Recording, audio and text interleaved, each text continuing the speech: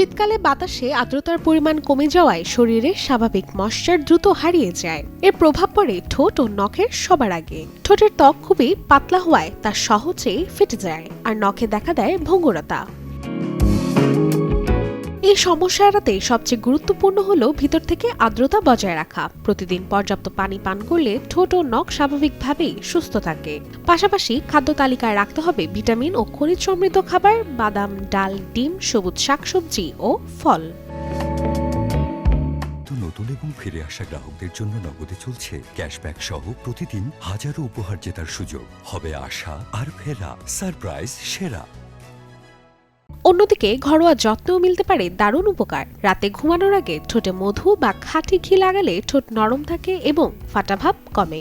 সপ্তাহে 2 থেকে 3 দিন চিনি ও অলিভ অয়েল মিশিয়ে হালকা স্ক্রাব করলে মৃতকোষ দূর হয়। নখের জন্য উপকারী নারকেল তেল বা বাদাম তেল। নখের পাশাপাশি কিউটিক্যালে নিয়মিত ম্যাসাজ করলে নখ মজবুত হয় এবং ভাঙা কমে।